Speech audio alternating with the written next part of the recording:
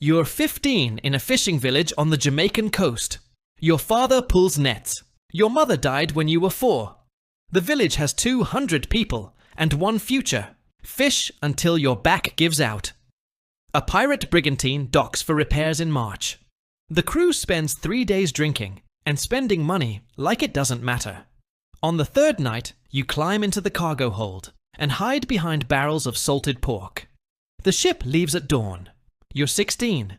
You own a knife and the clothes on your back. They find you on day 2.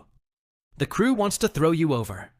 The captain, a man named Briggs, mid-40s, sun-wrecked skin, missing 2 fingers, looks at you and asks if you can work. You say yes. You wake before the sun, haul water, scrub decks, carry messages, coil rope. You eat last, sleep on canvas in the hold. The crew treats you like furniture. A sailor named Potts throws his boots at you every morning for polishing. Another one sends you up the main mast in the rain because he thinks it's funny. You do everything without complaining. Complaining on a pirate ship is like bleeding near sharks. First raid is 3 weeks in. A merchant sloop heading north, probably sugar and rum. The black flag goes up. The merchant crew sees it and lowers their sails. Smart. Your crew boards takes everything useful. Rum, sugar, tools, a chest with 400 pieces of 8. Nobody gets hurt. You expected blood. Instead, it's inventory and cargo transfer. You learn something about the ships you rob. The merchant crews aren't rich. They're working men getting paid bad wages to haul cargo for wealthy men in London and Amsterdam who'll never touch salt water. The captain of that sloop makes maybe £30 a year. His sailors make less.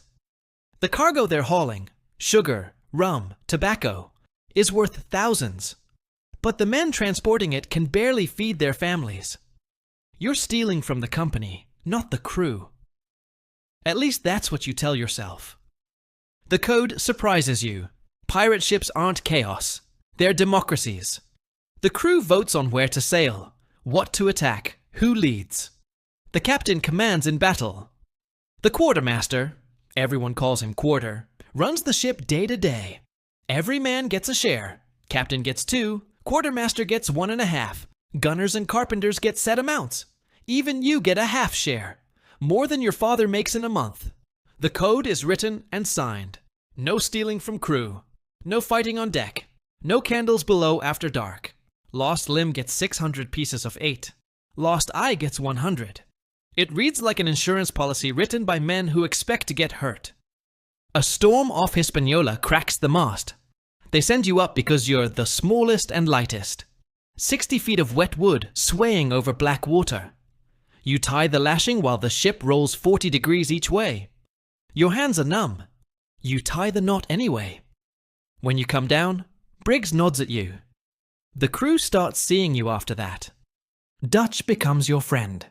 He's 23, from Amsterdam, ended up in the Caribbean through what he calls a series of increasingly bad decisions. He's the ship's cooper, barrels and repairs. Also, the funniest person on board. Does impressions of Briggs that would get him killed if Briggs heard them. Teaches you cards and cheats every time. Shares his rum when yours runs out. On a ship where everyone would sell each other for the right price, Dutch is the one you trust with your back. You learn who these men are. Former Navy sailors tired of getting flogged for small offenses. Merchant seamen who got paid half what they were promised. Runaway slaves. Failed farmers. A former schoolteacher who killed a man in a tavern fight by accident. A pirate crew isn't recruited. It accumulates. Everyone ended up here for a reason, and none of the reasons are good. The thing connecting them is simple. Life on land was worse.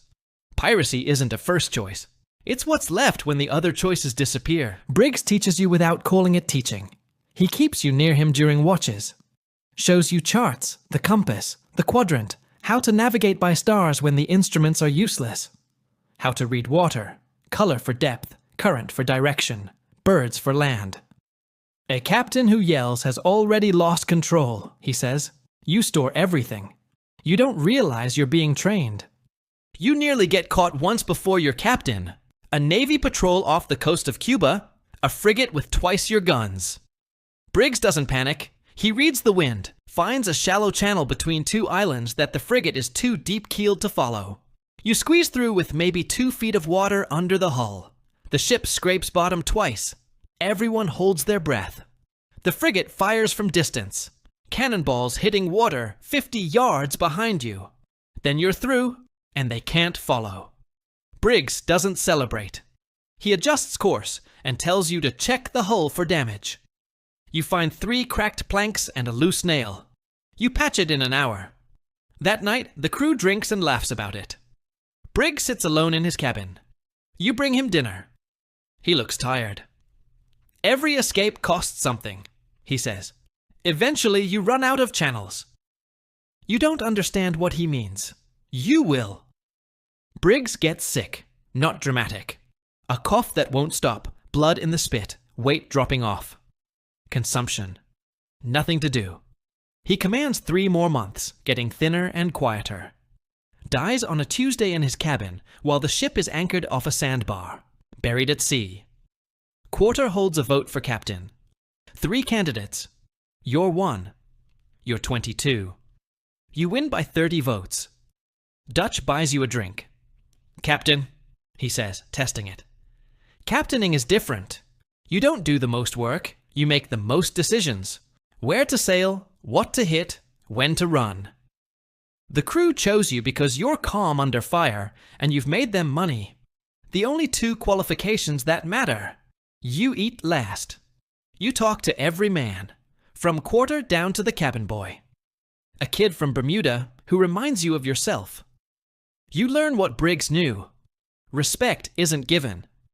It's maintained daily through small decisions that add up to trust. A crew that respects you sails into cannon fire. A crew that doesn't throws you overboard at midnight. The loneliness is the part nobody mentions. As cabin boy, you had Dutch, you had the crew. As captain, you have the ship.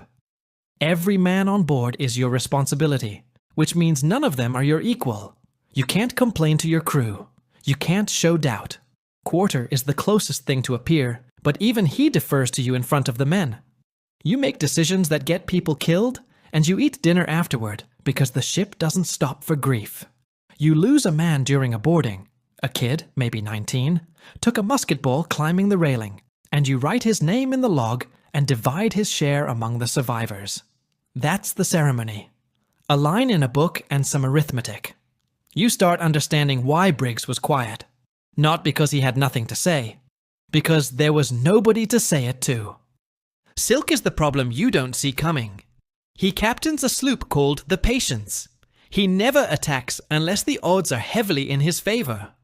Lets other captains take risks, then raids them when they're loaded and damaged. He hits you heading back to Nassau with Spanish silver, attacks from downwind. By the time you see him, he's in range. The battle costs 8 men, your foremast, and half the silver. You limp into Nassau broke. The crew grumbles. You need a win. 3 weeks later, you take 2 ships from a Portuguese merchant convoy. The crew gets rich. The grumbling stops. That's the cycle. Genius until you lose. Fool until you win. Silk teaches you something without meaning to. After the ambush, you study what he did. He waited until you were loaded and damaged from a previous engagement. He positioned downwind, so you couldn't see him until it was too late. He hit fast and left before you could regroup. Every piece of it was planned. You start doing the same thing. You wait for merchant convoys to pass through choke points where they can't run. You stop chasing targets and start positioning for them. Piracy isn't about firepower. It's about patience and information. Silk was right about that. You just don't plan on being on the receiving end again. Your body keeps a record. By 24, you have a cutlass scar across your forearm, a cannon burn on your shoulder, 3 fingers that healed crooked. Your skin is leather. Your hands are calluses on top of calluses. Your right knee doesn't fully extend anymore. Every pirate you've met over 35 moves like a man 20 years older. The sea doesn't age you.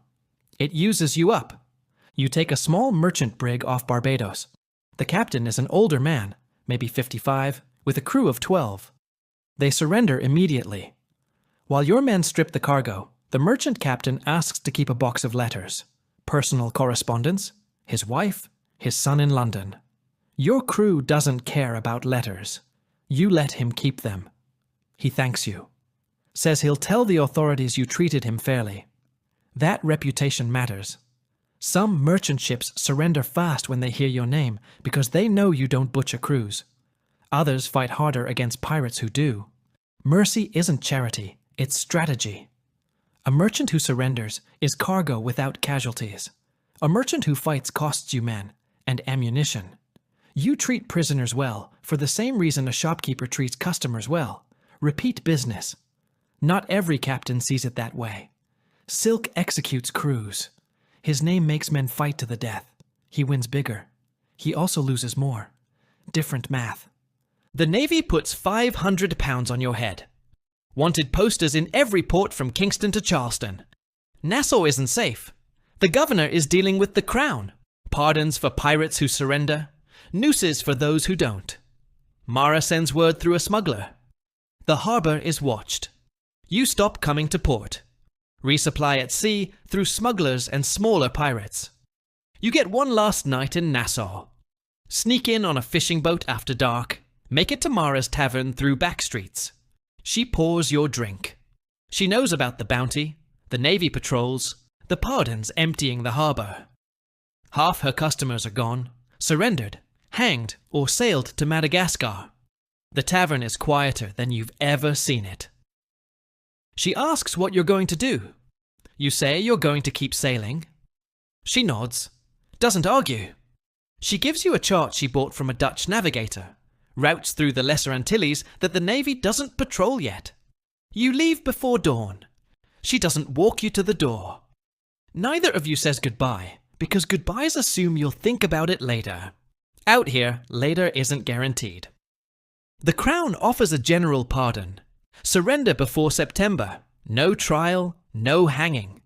Half the pirates in the Caribbean take it. Men you raided alongside show up in port towns wearing clean shirts and pretending they never fired a cannon. Some become pirate hunters. You think about it. Mara sends word again. Take the pardon. The world is changing. You don't. Not bravery. Not stubbornness. The pardon means going back to being the kid from the fishing village. A nobody with nothing. You'd rather be hunted than invisible. That's not wisdom. It's pride. Pride kills most pirates in the end. You hear what happens to the men who took the pardon. Some get honest work, merchant ships, dock labor, fishing.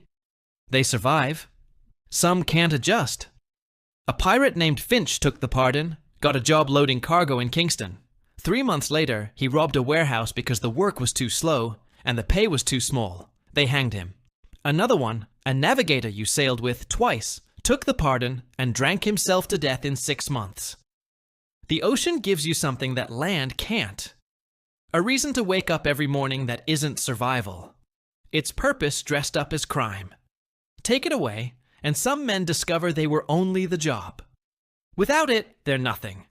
You think about that every time the pardon crosses your mind. Dutch dies on what should be an easy job. A Bermuda merchant sloop, small crew, no escort. A swivel gun hidden under canvas. First shot takes Dutch through the stomach. He lives 6 hours. You sit with him in the surgeon's cabin. He makes one bad joke about the food being worse than the wound. Then he stops talking. Buried at sea. The crew moves on. You don't. You just stop showing it. The last raid is the mistake everyone makes. A fat merchant ship off Carolina. Heavy in the water, obviously loaded. Too easy. You know it. Quarter knows it. But the crew is hungry, and you've been at sea 2 months with nothing. You give the order. The merchant is bait. 2 Navy frigates appear from behind a headland, 30 cannons each. The battle lasts an hour. Your hull cracks below the waterline. You order the crew into longboats. Not everyone makes it. You're the last off. You watch the ship sink bow first. 23 survive out of 60. You disappear. Sell the longboat to a fisherman. Split the last money with the survivors. Walk inland. End up in a town in the Carolinas. Tell people you're a retired merchant sailor. Get work at a boatyard because you know ships better than anyone there. Marry a widow who doesn't ask questions. Have a daughter. Fix boats and eat dinner at a table that doesn't move.